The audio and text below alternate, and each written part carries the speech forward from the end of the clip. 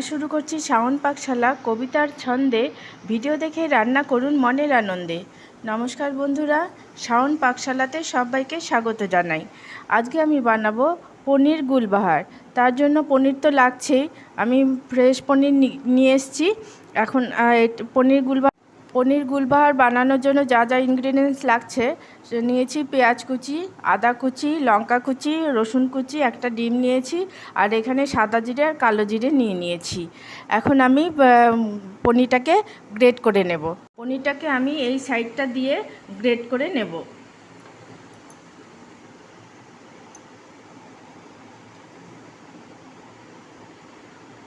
পনিরটা গ্রেট করে নিয়েছি।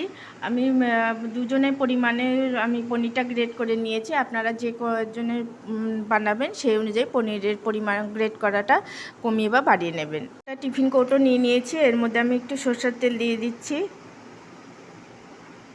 সরষের তেলটা দিয়ে আমি এখন টিফিন কৌটোটার মধ্যে চারিদিকে মাখিয়ে নেব।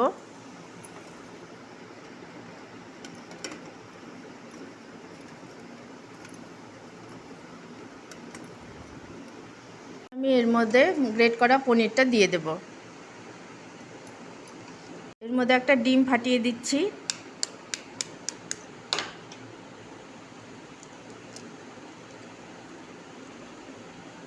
দিয়ে দিচ্ছি কালো জিরে আর সাদা জিরেটা, পেঁয়াজ কুচি, আদা কুচি, দিয়ে দিচ্ছি কাঁচা লঙ্কা কুচি, দিয়ে দিচ্ছি গোলমরিচের গুঁড়ো,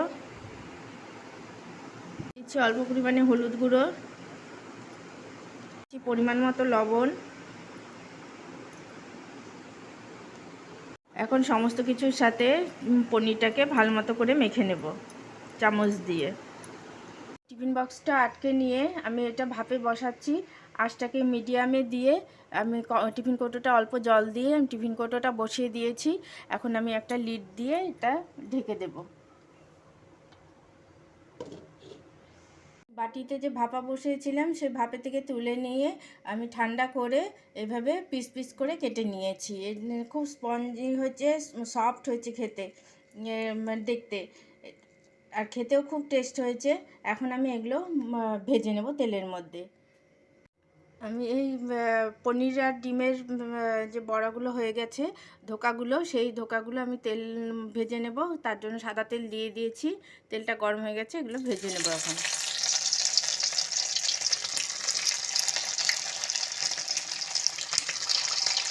ডিম পনিরের ধোকাগুলো সব বানানো হয়ে গেছে, ভাজা হয়ে গেছে। এখন আমি এগুলো তুলে নিচ্ছি। আমি ওই ধোকার বড়া তেলটা বেঁচে গেছে, ওই তেলের মধ্যে আরেকটু সর্ষের তেল দিয়ে নিয়েছি। এর মধ্যে এখন আমি আলুগুলো ভেজে নেব। আলুগুলোও ভাজা হয়ে গেছে, আমি তুলে নিচ্ছি। এখন আমি ওই তেলের মধ্যে একটা শুকনো লঙ্কা আর জিরে তেজপাতাটা ফোড়ন দিয়ে দিচ্ছি। এটা রসুন কুচি, পেঁয়াজ কুচি,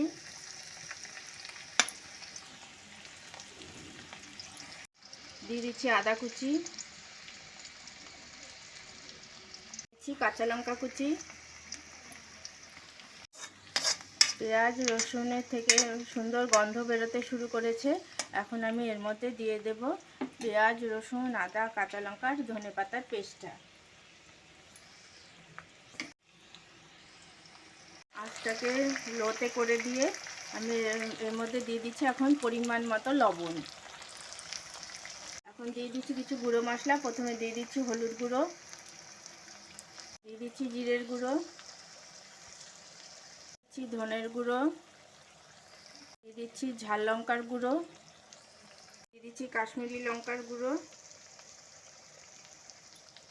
এখন আঁচটাকে মিডিয়ামে দিয়ে সমস্ত মশলার সাথে তেলের সাথে ভালো মতো করে কষে নেব।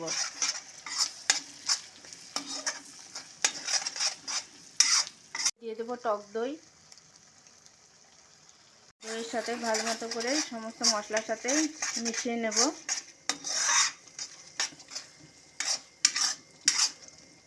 সমস্ত মশলার কাঁচা গন্ধ গিয়ে সুন্দর গন্ধ বেরোতে শুরু করেছে।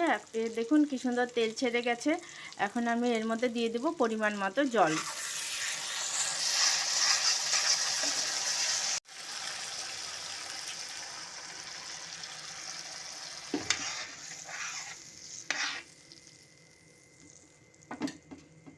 গ্রেভিটা সুন্দর মতো ফুটে গেছে। এখন এর মধ্যে দিয়ে দেবো গরম মশলার গুঁড়ো,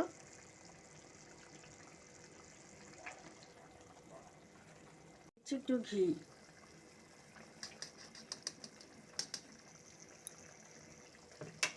এখন আমি ডিম পনিরের যে ধোকাগুলো বানিয়ে রেখেছি ওগুলো দিয়ে দিচ্ছি, ভেজে রাখা আলুগুলো দিয়ে দিচ্ছি।